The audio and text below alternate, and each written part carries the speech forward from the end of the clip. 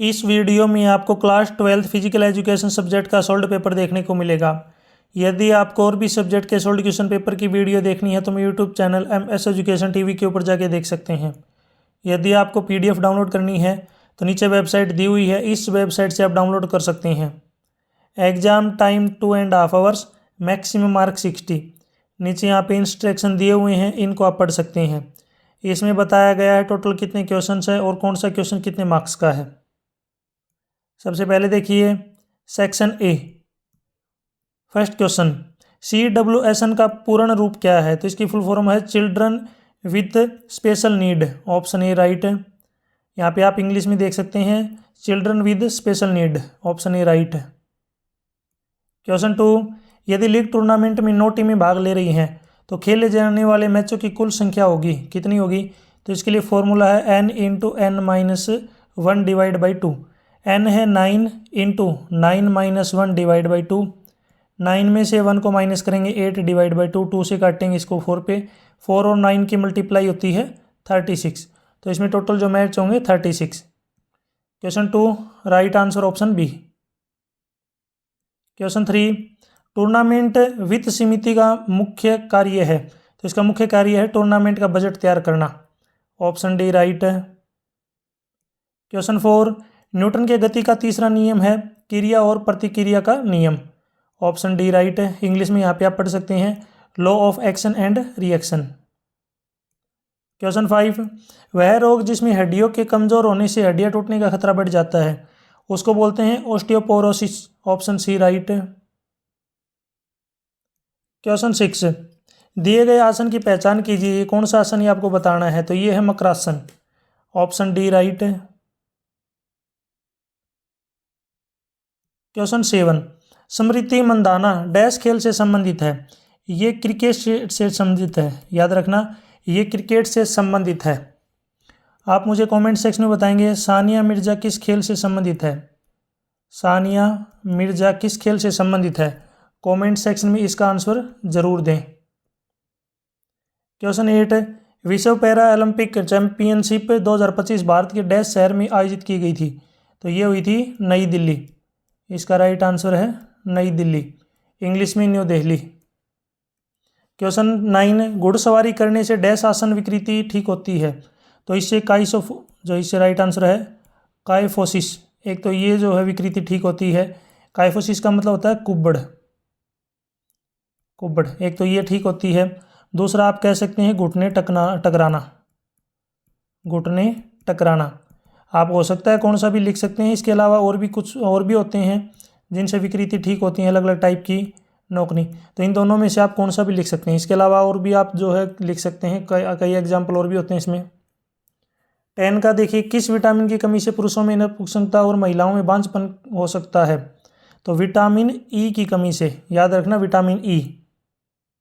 Question 11, sit and reach test द्वारा शरीर की किस क्षमता को मापा जाता है। लचीलापन, इंग्लिश में इसको बोलते हैं फ्लेक्सिबिलिटी को नापते हैं। क्वेश्चन 12, प्रोटीन की कमी से कौन सा रोग होता है। प्रोटीन की कमी से एक तो होता है क्वाशियोकर, यहाँ पे मैं लिख देता हूँ, पहला है क्वाशियोकर और दूसरा इसमें आप लिख सकते हैं मरासमस। दोनों भी लिख सकते हैं या दोनों में से एक लिख सकते हैं, दोनों ही जो है यहाँ पे राइट रहेंगे। 13, 14, 15 ये आपके असर्शन रीजन क्वेश्चन दिए गए हैं, कारण आधारित प्रश्न।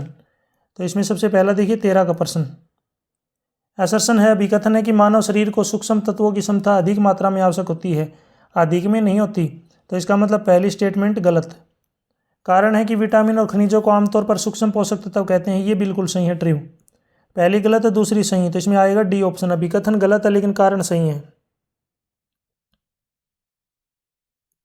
क्वेश्चन 14,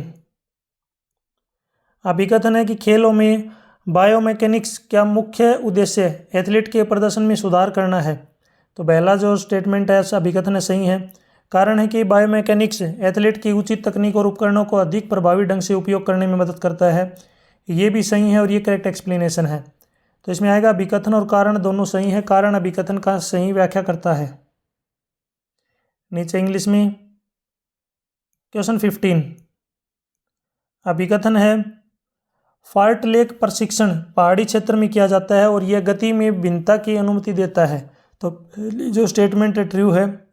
कारण है कि गति में भिन्नता कई खेलों के लिए अनुकूलन में सहायक होती है और सहनशीलता के विकास के लिए उपयोगी होती है, ये भी सही है और ये इसकी करेक्ट एक्सप्लेनेशन है। तो 15 में राइट आंसर होगा अभिकथन और कारण दोनों सही है और कारण जो अभिकथन की सही व्याख्या करता है। सेक्शन बी में देखें यहाँ पे क्वेश्चन 16 इंट्राम्यूरल टूर्नामेंट से आपका क्या अभिप्राय और इसी के अथवा में है मधुमेह क्या है। इनका आंसर आपको मेरी वेबसाइट पे मिल जाएंगे, वहाँ पे जाके देख सकते हैं। 17 संतुलित आहार क्या है, संतुलित आहार के विभिन्न घटकों के नाम बताइए। इसी की ओर में कॉम्बिनेशन टूर्नामेंट के विभिन्न प्रकारों के नाम बताइए। 18 BMI क्या है और BMI का जो है गणना का सूत्र लिखिए। आप मुझे कमेंट सेक्शन में BMI की फुल फॉर्म बताएंगे, इसकी फुल फॉर्म क्या होती है, कमेंट सेक्शन में इसका आंसर जरूर दें।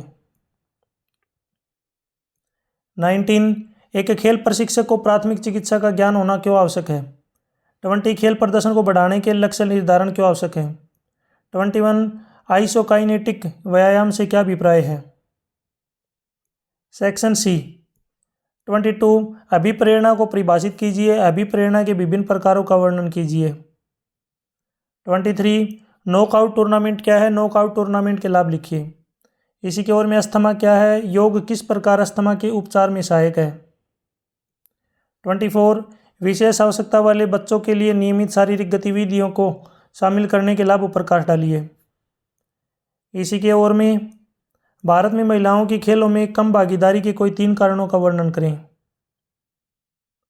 25 50 मीटर गति प्रशिक्षण का उद्देश्य स्पष्ट करते हुए इसकी प्रक्रिया का वर्णन करें। 26 घर्षण बल क्या है, यह किसी खिलाड़ी के खेल प्रदर्शन को बेहतर करने में किस प्रकार सहायक है। 27 घुटने टकराना से क्या अभिप्राय है, इसके कारणों की व्याख्या करें। सेक्शन डी इसमें लॉन्ग क्वेश्चन है टूर्नामेंट के सफल आयोजन के लिए विभिन्न समितियां किस प्रकार महत्वपूर्ण संक्षेप में लिखी हैं। इसी की ओर में अनुलोम विलोम प्राणायाम क्या है, इसकी प्रक्रिया और लाभ का वर्णन करें। वे मेरी वेबसाइट के ऊपर जाके जो आप इसका कंप्लीट सॉल्यूशन देख सकते हैं, ज़रूर ट्राई करें एक बार।